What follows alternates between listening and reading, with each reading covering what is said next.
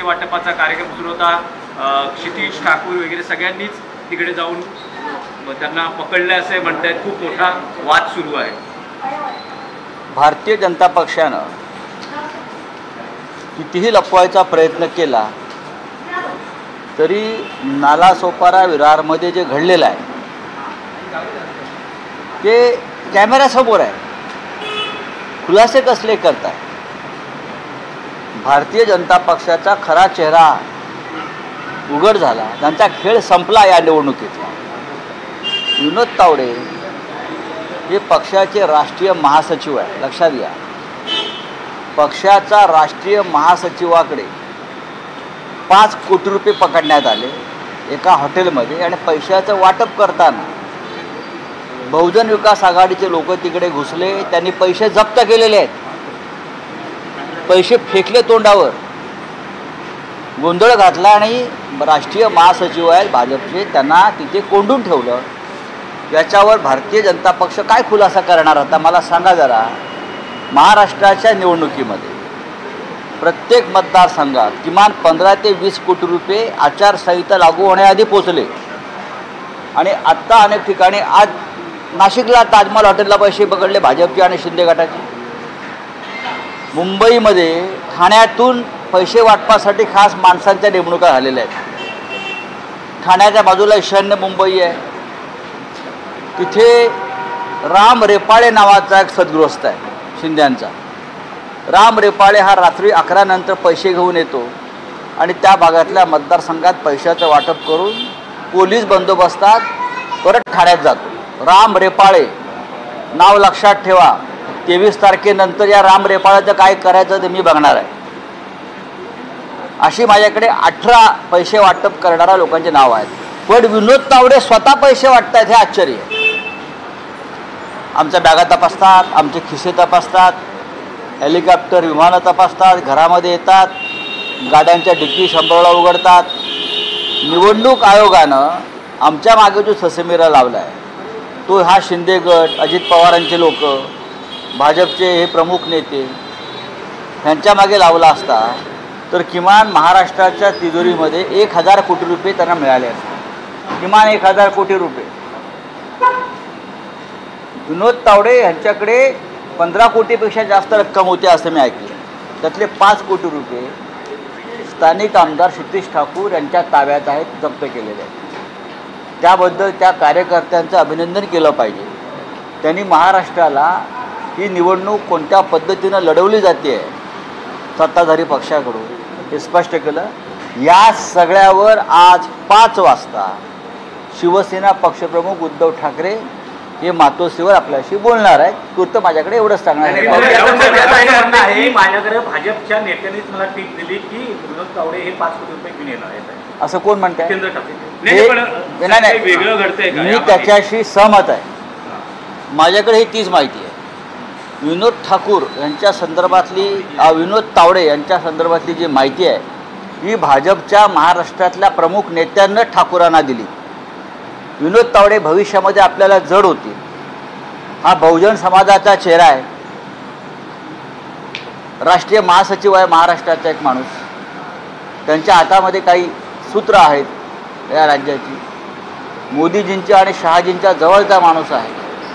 त्याच्यामुळे त्यांना अशा पद्धतीनं पकडून द्यावं यासाठी भारतीय जनता पक्षामध्येच कारस्थान झालं. ज्यांच्याकडे गृह खातं आहे त्यांना या संदर्भात जास्त माहिती असते. विनोद असं म्हणताय की गैरसमजातून सगळं झालं. CCTV चेक करावेत आणि निपक्षपातीपणानं निवडणूक आयोगानं निवडणूक आयोग निपक्षपाती असता तर जी कारवाई कार्यकर्त्यांनी केली ती यांनी केली असती. निवडणूक आयोगाच्या लोकांनी ताजमध्ये पैसे पकडले, नाशिकच्या, मुंबईत, महाराष्ट्रात पैसे पकडले जात आहेत. पण इथे भारतीय जनता पक्षाच्या नेत्याला पकडून द्यावं यासाठी भारतीय जनता पक्षातच कारस्थान झालेलं आहे. काही असेल पण भारतीय जनता पक्षाकडे किती पैसे आहेत आणि कसे वाटत आहेत हे या निमित्तानं स्पष्ट झालेलं आहे. पण भारतीय जनता पक्षातलं बहुजन समाजाचं एक नेतृत्व अशा पद्धतीनं पुढल्या निवडणुकीमध्ये अस्तित्वात राहू नये यासाठी सुद्धा हा खेळ झाला असावा असं मला वाटतं. राऊत साहेब, विनोद तावडे हे मुख्यमंत्री पदाच्या शर्यतीत भाजपमधले एक दावेदार मानले जातात, तर यामुळेच या अंतर्गत हा अंतर्गत विषय असला तरी पण पैसे सापडले. बहुजन विकास आघाडीच्या लोकांना महाराष्ट्रभरात इतके पैसे वाटले जात आहेत प्रमुख नेत्यांकडून, कोणी पकडलं गेलं नाही.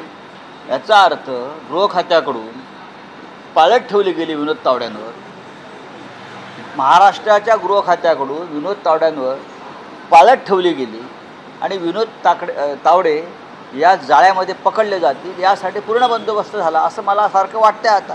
पक्षाने काही त्यांच्यावर कारवाई करावी अशी, बाकी कायदेशीर कारवाई होईल पण पक्षांतर्गत त्यांच्यावर काही, ज्या पक्षाचा राष्ट्रीय महासचिव अशा प्रकारे पैसे वाटप करताना पकडला जातो, नैतिकतेच्या गप्पा मारणाऱ्या पक्षानं जर कारवाई केली नाही तर नरेंद्र मोदी आणि अमित शहाना महाराष्ट्रात येऊन बोलणं आणि तोंड दाखवणं कठीण जाईल. काही लोक भाजपमध्ये आनंद व्यक्त करत असतील आता तावड्यांचं एक कांड झाल्यामुळे, तावडे कांड, पण शेवटी किती मोठं कांड भाजपा करत होतं या महाराष्ट्रात पक्षाच्या अंतर्गत आणि पक्षाच्या बाहेरसुद्धा. 5 वाजता मातोश्रीवर बांधणे उद्धव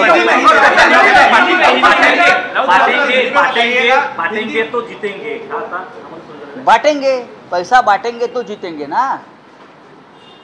हाँ, बांटेंगे तो कटेंगे नहीं. भाजपा वाले पैसा बांटेंगे तो ही जीतेंगे, लेकिन बांटने वालों को पकड़ दिया और वो भी राष्ट्रीय महासचिव.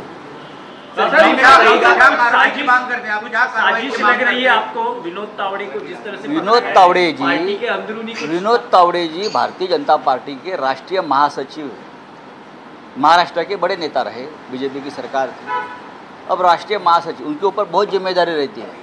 कभी चंडीगढ़ का मेयर को बनाओ, वहाँ पैसा बांटो, हरियाणा में पैसा बांटो. वो बहुत ही अनुभवी व्यक्ति है उसमें.